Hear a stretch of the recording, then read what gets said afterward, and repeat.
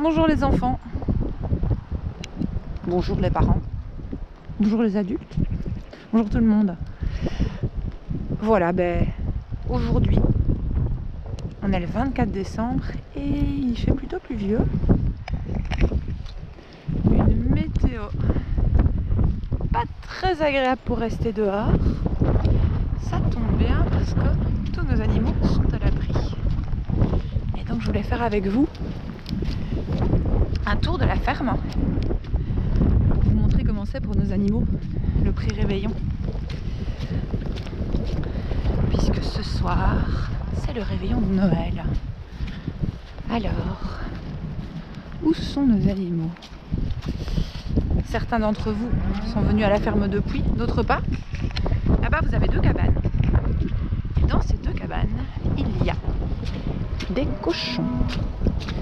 Vous entendez mais pas blops.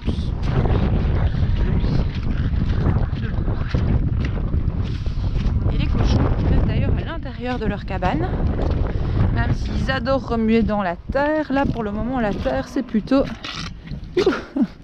Ça fait plein de bruits rigolos. On va aller voir comment ils vont ensemble. Les cochons! On les avertit qu'on arrive, à regarder. Ils sont là, blottis. Oh, je m'enfonce. Les uns contre les autres. En train de se reposer. Et là-bas, il y en a d'autres aussi. Et puis il y en a aussi encore derrière, mais ceux-là, ils dorment dans l'étable. On va aller voir comment ça va dans l'étable. Plotch, plotch. Ça glisse. On entend les vaches qui font du bruit parce que sans doute elles entendent la machine de Jean-François avec laquelle il va venir amener les seaux pour leur distribuer. On arrive à la grande étable. Voilà.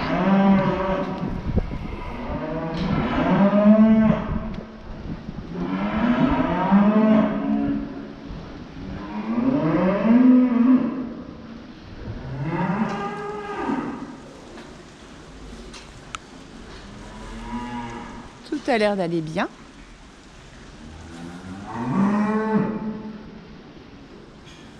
Je vais vous montrer les plus gros cochons.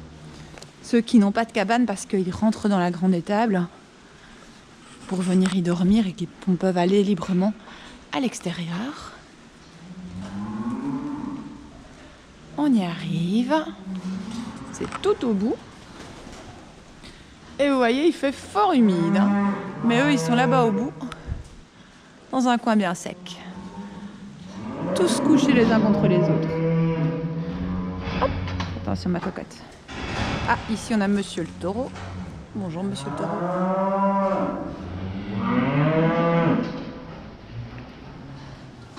Et maintenant, je vais vous emmener voir un petit agneau qui est sorti du ventre de sa maman hier soir. On y va ensemble. On va faire un petit câlin en passant. Coucou. Coucou, coucou. Ah, il a pas envie. Oh, il a pas envie de faire de câlin aujourd'hui. Et toi, ça va mon coco? Voilà. On y va.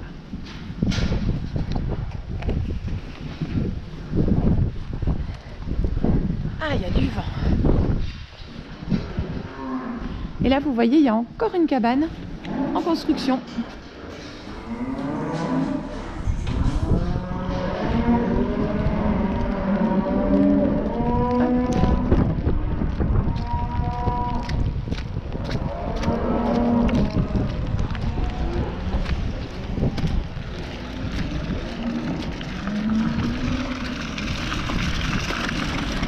Tu filmes? Ouais.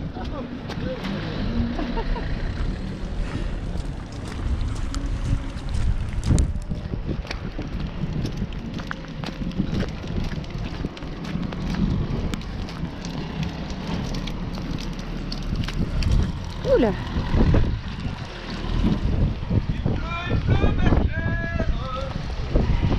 Jean-François qui chante en travaillant.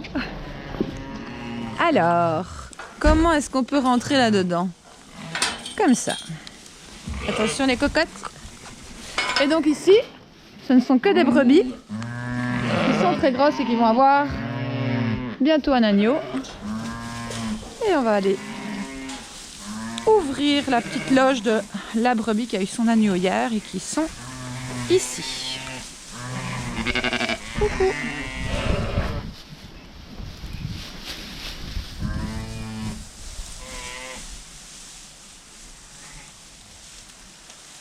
Vas-y Jean-François, tu peux le rouvrir.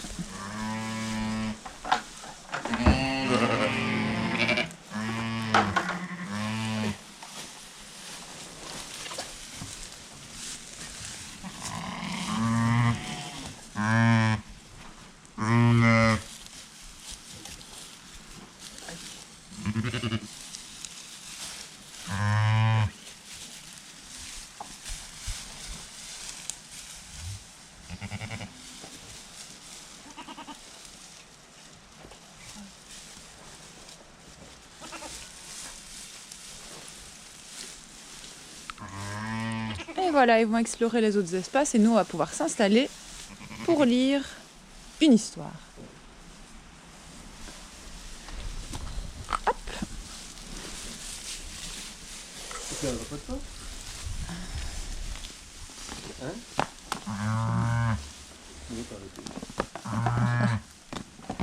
Alors, on va essayer de faire tenir le livre. Hop. Les brebis vont sans doute vouloir venir lire l'histoire avec nous qui s'appelle Le jour où le grand chêne est tombé. On aura peut-être la chance que l'agneau vienne près de nous. Le premier agneau de cette loge. Il va commencer à y en avoir un peu toutes les semaines maintenant, puisque vous voyez que toutes les mamans là, toutes les brebis, elles auront bientôt leur bébé hors du ventre. Le jour où le grand chêne est tombé. Ah, je crois que je vais devoir un peu essuyer mon objectif. Voilà.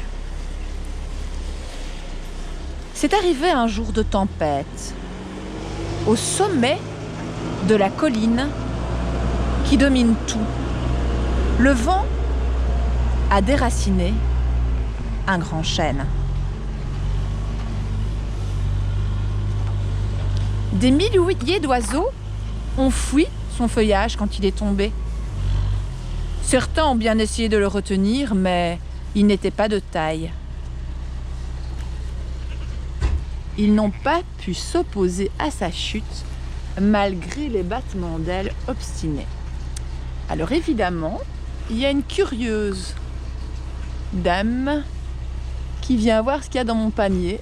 Et comme il y a 2 mandarines, peut-être que cette brebis aime les fruits ou qu'elle veut passer un coup de fil. Il y a mon téléphone aussi. Donc je vais peut-être des fois devoir arrêter l'histoire. Aïe aïe aïe aïe aïe. Pour l'en empêcher. Donc, certains ont bien essayé de le retenir, mais il n'était pas de taille. Ils n'ont pas pu s'opposer à sa chute malgré leur battement d'ailes obstiné. La tempête est passée.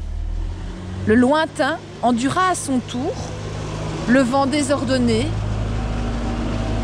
la pluie, le grand ciel noir et le fracas du tonnerre. Ici, la rivière avait submergé le pont.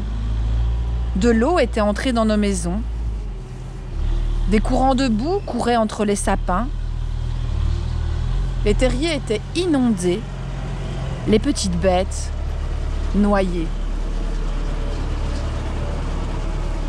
Mais ce qui nous inquiétait le plus, c'était notre grand chêne. Qu'allait-il devenir ? Enfoncé dans la terre, il gisait, comme mort.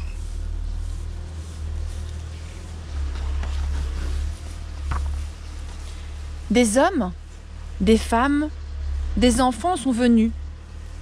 Chacun avec sa force et ses bêtes de somme.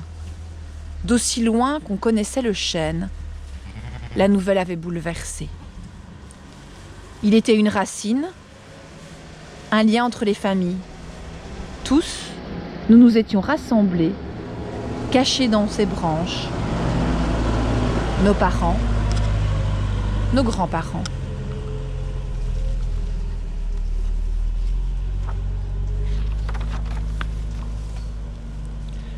Un conseil se tint.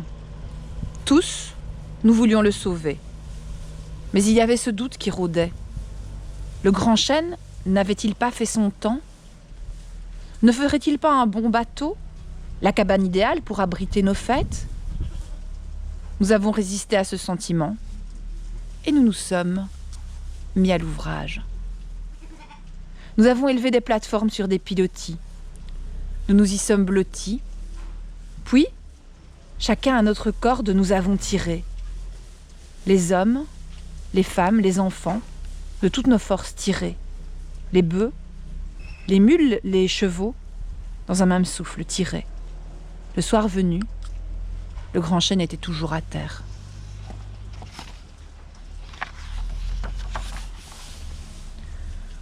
On n'y arrivera jamais, peine perdue, à quoi bon, disaient certains. Et déjà, ils repartaient chez eux. Ce soir-là, gélés par la brûlure des ampoules qui couvraient nos mains, nous avons eu du mal à trouver le sommeil. Notre optimisme était affaibli, notre courage en péril. Mais dans nos rêves, nous relevions notre grand chêne. Dans la nuit, de toutes les forêts, de tous les taillis, par les vallées et les crêtes, ombre cheminant dans le clair de lune, les animaux sauvages sont venus. Le grand chêne était aussi un des leurs, tous. Il s'y était gratté le dos à son écorce, s'était nourri de ses glands, s'était couché à son pied pour écouter les histoires de l'écureuil centenaire qui vivait dans ses hautes branches. Ils ont repris dans leur gueule les cordes, là où nous les avions laissées, et à leur tour, ils ont tiré. Les loups, les lynx, les blaireaux, les sangliers, de toute leur force, tiré. Les putois, les chevreuils, les renards, d'un même élan, tiré.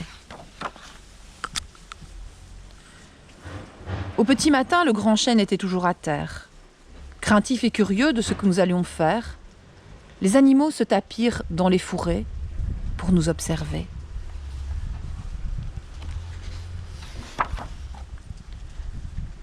Beaucoup d'entre nous avaient renoncé, mais d'autres hommes, d'autres femmes, d'autres enfants nous rejoignirent, par les airs, par la mer. Nous avions repris les cordes et à nouveau, nous avons tiré, portés par notre amour de l'arbre tiré, contre l'impossible tiré. Le soir venu, le grand chêne était toujours à terre. Près de la rivière, nous avions dressé des tentes. Autour d'un grand feu, nous nous sommes racontés des histoires de forêts anciennes et d'arbres millénaires. Quand la plus vieille femme parla, nous fîmes silence. Elle raconta l'histoire des géants de pierre. Elle raconta comment ils bâtirent le monde et comment, une fois leur grande œuvre accomplie, ils devinrent une part de ce monde. Les petits cailloux dispersés autour de nous. Ces rochers, ici et là, étaient des bouts de géants. Des orteils, des ongles, des épaules.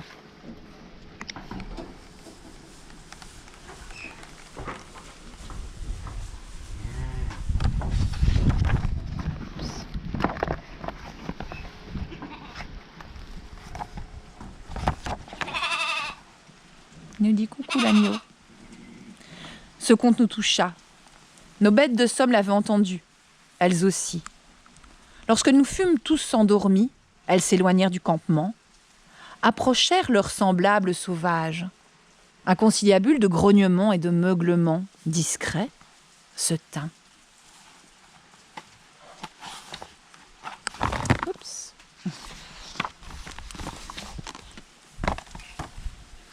Au petit matin, les animaux nous entouraient. Nous n'avons pas eu le temps d'avoir peur. L'écureuil s'était déjà hissé sur l'épaule de la plus vieille femme. Ensemble, ils se mirent à chanter dans une langue inconnue de nous. Alors, un cerf grimpa sur le dos d'un chat, un mulot dans la main d'un enfant, un sanglier dans la gueule d'un loup. Nous les avons imités, humains, animaux domestiques et sauvages, proies et prédateurs. À poil et à plumes, nous nous sommes mêlés, tissés les uns avec les autres. L'histoire des géants, le chant de la plus vieille femme et de l'écureuil résonnait en nous.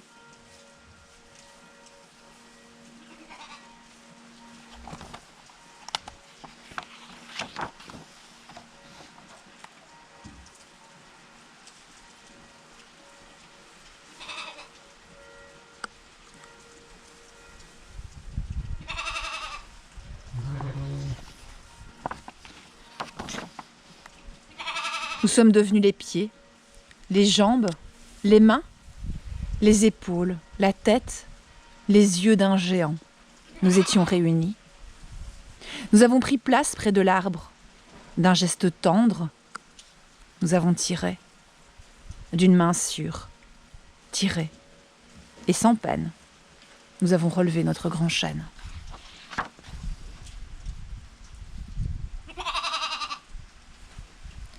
Puis nous avons dansé. Nous avons piétiné la terre autour de lui.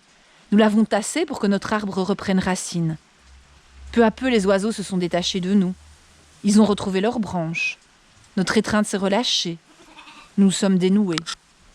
Et notre joie, que l'épreuve avait contrariée, notre joie rejaillit, dans les rires et les poignées de main, les coups affectueux de pattes et de museaux. Au rythme de nos pas, le cœur en fête, nous avons retrouvé notre grand chêne, debout.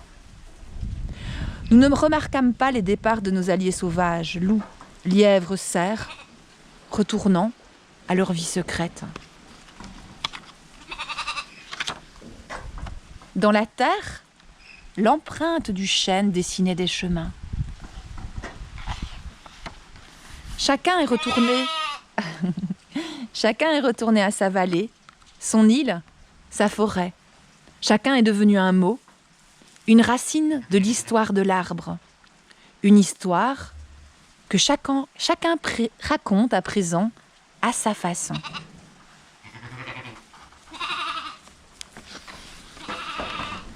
Le temps n'a pas effacé l'empreinte. Elle s'étend toujours comme un